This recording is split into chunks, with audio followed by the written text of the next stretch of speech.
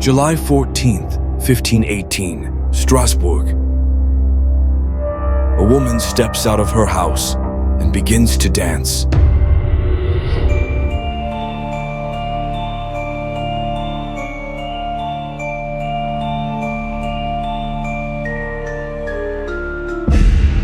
She doesn't stop. For 6 days, others join her. Then dozens, then hundreds. They dance until their feet bleed, until their hearts explode, until they die. This isn't a celebration. This isn't a festival. This is a nightmare that consumed an entire city. And we still don't know why.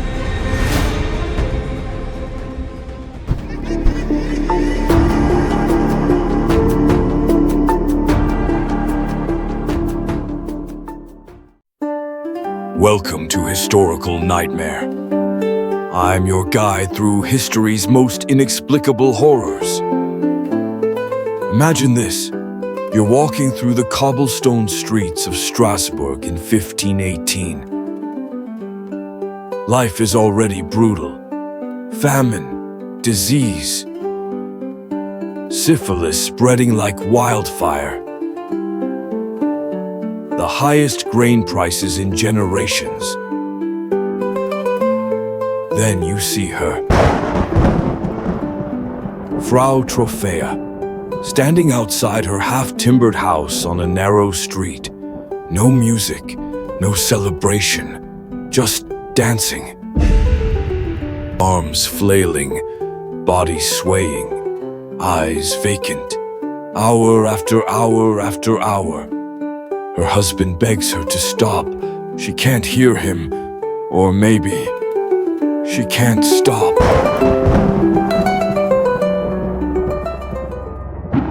At first, it's almost amusing. Neighbors gather to watch this strange woman dancing alone. They clap, they laugh. Poor Frau Troffea has lost her mind. Something's wrong with their laughter. It's nervous, uncomfortable, because she won't stop. Her feet swell, her clothes soak through with sweat, blood seeps through her shoes onto the cobblestones. She collapses in a twitching heap, then gets up and dances again. Then it happens. A hawker in the crowd starts swaying. A porter begins tapping his feet. A beggar suddenly throws his arms up and spins. One by one, they're pulled into her dance, like something is calling to them. By the end of the week, 34 people are dancing in the streets of Strasbourg, and they cannot stop.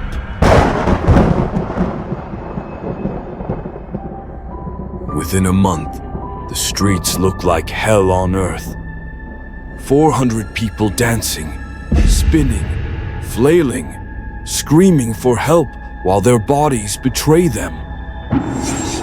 They dance through meals. They dance through sleep.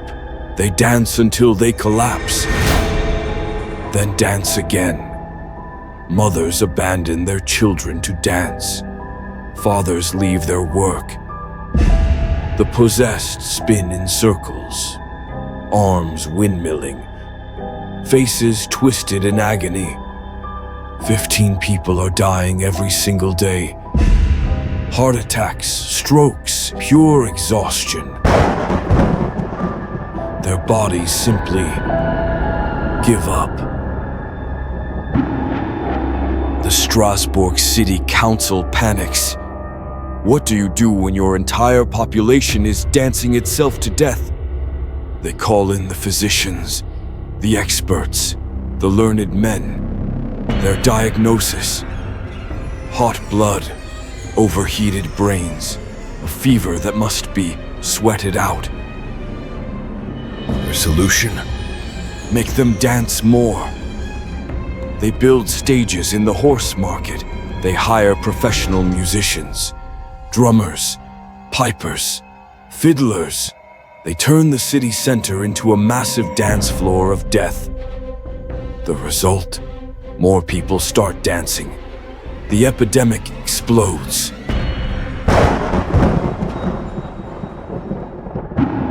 What could possess hundreds of rational people to dance themselves to death? Theory 1. Ergot poisoning. A toxic mold growing on rye bread. Like natural LSD causing hallucinations and spasms. But ergot victims can barely move. How could they dance for days? Theory 2. Mass hysteria. Collective psychological breakdown from unbearable stress. But why dancing? Why not screaming? Why not violence? Why this specific rhythmic nightmare? Theory 3. Saint Vitus's curse. The people of Strasbourg believed, they knew. Saint Vitus, the patron saint of dancers, could curse sinners with eternal dancing. And in 1518, surrounded by death and starvation, they felt very, very sinful. Here's what maketh this truly terrifying. Previous dancing plagues had hit this exact region. 1374, 1463, always along the Rhine River. Always the same pattern. And there's something else. Something the people of Strasbourg knew deep in their bones.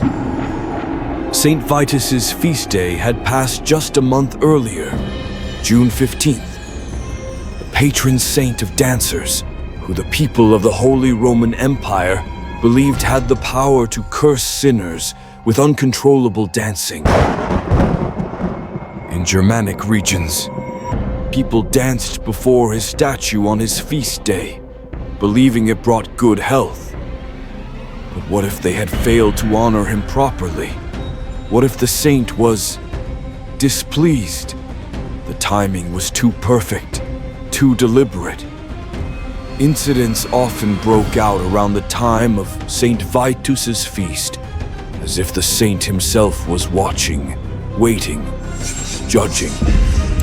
It's like something was sleeping in the land itself, something that awakened when the people forgot to dance for the right reasons. The medieval mind understood what we've forgotten. Some horrors can't be explained by science. They can only be experienced. 8 years later, Paracelsus, one of history's greatest physicians, visited Strasbourg. He interviewed survivors, studied the records. His conclusion? Even he couldn't explain it. But he left us the most chilling detail of all. Some dancers, when they briefly regained their sanity, deliberately threw themselves back into the dance. Because they believed it was the only way to be cured, they chose to return to the nightmare. Listen to this account from physician Paracelsus, who visited Strasbourg 8 years later and interviewed survivors. Many hundreds in Strasbourg began to dance and hop, women and men, in the public market, in alleys and streets, day and night. And many of them ate nothing until at last the sickness left them. Some dancers, when they briefly regained their sanity, deliberately threw themselves back into the dance because they believed it was the only way to be cured. They chose to return to the nightmare. When stages and musicians failed, desperate authorities loaded the worst afflicted into wagons. A 3-day journey to the shrine of Saint Vitus in the hills. There, bloody feet were placed into red shoes sprinkled with holy water. The dancers were led around a wooden figurine of the saint. Latin incantations, prayers whispered in the mountain air. And somehow, it worked. One by one, the dancers at the shrine stopped moving.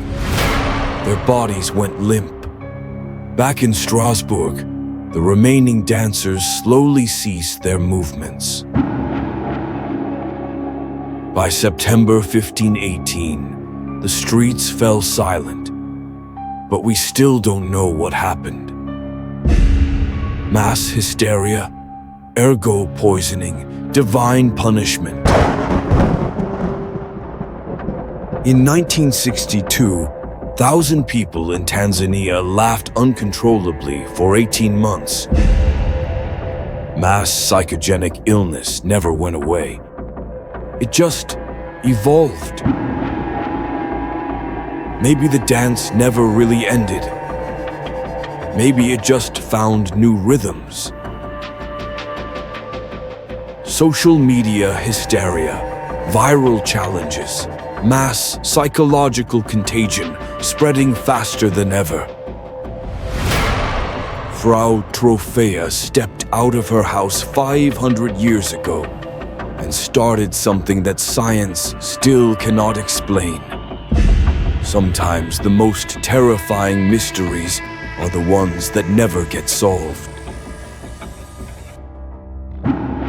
That's historical nightmare, where the past's most inexplicable horrors prove reality is stranger than any fiction. If this true story of mass hysteria and unexplained human behavior left you questioning everything, hit that subscribe button. Because we're diving deeper into history's unsolved nightmares. What mass hysteria event should we investigate next? Drop your theories below if you dare.